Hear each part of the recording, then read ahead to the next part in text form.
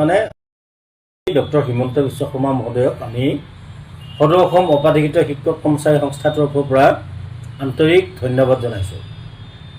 লগতে আমাৰ শিক্ষামন্ত্ৰী ডক্টৰ ৰণোজ পেগু মহোদয়কো আমি সংস্থাৰ তৰফৰ পৰা আন্তৰিক ধন্যবাদ জনাইছোঁ। এইকাৰণে যে তেওঁলোকৰ কাৰ্যকালৰ শেষৰটো বছৰৰ শেষৰখন বিধানসভাত এটা মানে সংশোধনী প্ৰস্তাৱ লৈ একদম কাৰ্যকালৰ শেষৰ মাহটোত অন্ততঃ এই অপাধিকৃত হৈ থকা শিক্ষানুষ্ঠান আৰু বঞ্চিত শিক্ষকসকলৰ কাৰণে কিবা এটা পদক্ষেপ হাতত লৈছে বুলি আমি জানিব পাৰিছোঁ। প্ৰথম কথা হ'ল আমি নিৰ্ভৰযোগ্য বিশেষ সূত্ৰত গম পাইছোঁ যে 2 দিনতে প্ৰাদেশিকৰণৰ কাৰণে এপ্লিকেশ্যন পৰ্টেল এটা খুলি দিব আৰু এইটো মাননীয় মুখ্যমন্ত্ৰী মহোদয়ে কিছুদিন আগত মানে ঘোষণাও কৰিছিল। এতিয়া কথাটো হ'ল পৰ্টেলটো আমাৰ অপাধিকৃত হৈ থকা শিক্ষানুষ্ঠান আৰু বঞ্চিত শিক্ষকসকলৰ সমস্যাৰ সমাধান নহয়, কিন্তু এইটো এটা মাত্ৰ মানে ধৰক এটা পৰ্যায়। এতিয়া কথাটো হ'ল এই যে পৰ্টেল খুলি দিব, পৰ্টেলত কোনবিলাক শিক্ষানুষ্ঠানে ইয়াতে আবেদন কৰিব পাৰিব, কোনবিলাক শিক্ষকে ইয়াত আবেদন কৰিব পাৰিব।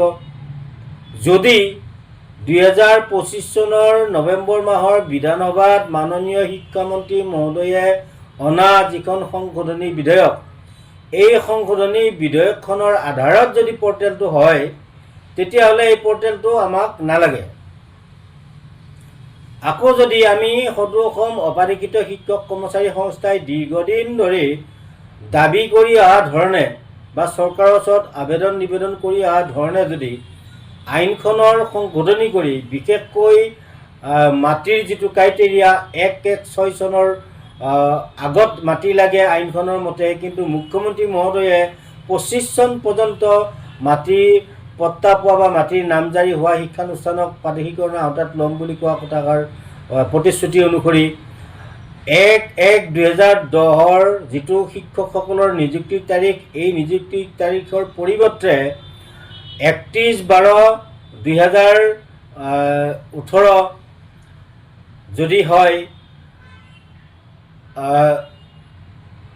এলিমেণ্টাৰীৰ ক্ষেত্ৰত 9-10 ডাইচৰ সলনি যদি 18-19 ডাইচ ধৰা হয়, এনেকৈ যদি পৰ্টেলটো এই অপশ্যনবিলাক ৰাখি পৰ্টেলটো খোলে আৰু আমি চৰকাৰৰ ওচৰত দাবী জনাই আহিছোঁ যে 25 বিধানসভাত 25 নৱেম্বৰ মাহত হোৱা বিধানসভাত যিটো সংশোধনী আছে, এই সংশোধনীটো একো সংশোধনী নহয়।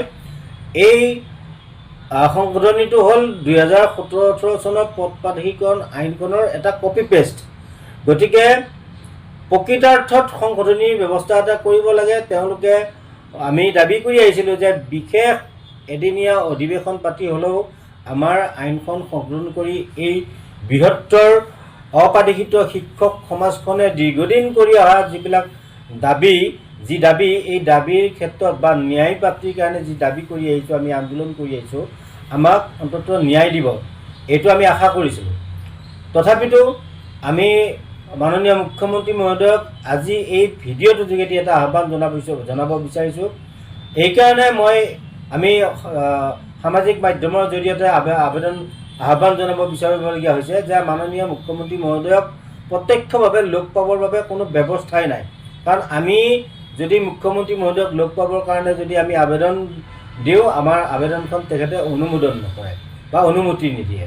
গতিকে আমি সামাজিক মাধ্যমৰ জৰিয়তে মাননীয় মুখ্যমন্ত্ৰী মহোদয় বা মাননীয় শিক্ষামন্ত্ৰী মহোদয়ক আমি মানে সবিনয়ে আহ্বান জনাইছোঁ যাতে এই যিটো পৰ্টেল খুলি দিব, এই পৰ্টেলটোত সকলোবিলাক শিক্ষানুষ্ঠান বৰ্তমান চলি থকা ডাইচ এক্টিভ হৈ থকা বা চলি থকা সকলোবিলাক শিক্ষানুষ্ঠানক যাতে এই পৰ্টেলত আবেদন কৰাৰ সুযোগ দিয়ে আৰু যিসকল শিক্ষকে 13 চন 1 চন আৰু 2021 চনত বঞ্চিত হৈও এতিয়াও শিক্ষানুষ্ঠানত কৰ্মৰত হৈ আছে, তেওঁলোককো যাতে এই পৰ্টেলত আবেদন কৰাৰ এটা সুযোগ দিয়ে, তাৰ কাৰণে আমি আহ্বান জনাইছোঁ। আৰু আইনখন ফেব্ৰুৱাৰীৰ যিখন বাজেট অধিৱেশন হ'ব 16 তাৰিখৰ পৰা এই বাজেট অধিৱেশনত সংশোধন কৰি হ'লেও আমাৰ এই শিক্ষা দুৰ্ভগীয়া শিক্ষক কৰ্মচাৰীসকলে দীৰ্ঘদিন বিনা বেতনে শিক্ষকতা কৰি মাননীয় মুখ্যমন্ত্ৰীৰ মহোদয়ৰ ওচৰত যি ন্যায় প্ৰাপ্তিৰ কাৰণে দাবী জনাই আহিছে, আবেদন কৰি আহিছে, আমাক যাতে এই ন্যায় প্ৰদান কৰে।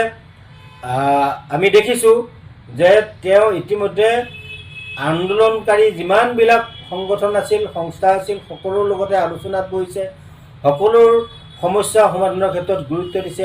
একমাত্ৰ আমি অপাধিকৃত শিক্ষক কৰ্মচাৰীখিনি অৱহেলিত হৈ আছোঁ আৰু তেওঁ আমাক সদায় ইগন'ৰ কৰি আছে, অৱহেলা কৰি আছে।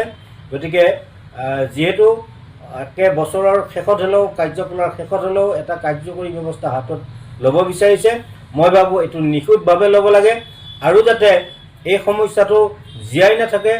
ইয়াত এই সমস্যাটোৰ লগত জৰ্জৰিত প্ৰতিজন শিক্ষক কৰ্মচাৰীয়ে যাতে এই প্ৰক্ৰিয়াৰ জৰিয়তে ন্যায় পায়, তাৰ বাবে আমাৰ মাননীয় মুখ্যমন্ত্ৰী মহোদয়, মাননীয় শিক্ষামন্ত্ৰী মহোদয় আৰু আমাৰ অসম চৰকাৰৰ কেবিনেট মন্ত্ৰীসকল, বিধায়কসকল সকলোকে আমি সদৌ অসম অপাধিকৃত শিক্ষক কৰ্মচাৰী সংস্থাৰ তৰফৰ পৰা বিনম্ৰভাৱে আহ্বান জনালোঁ।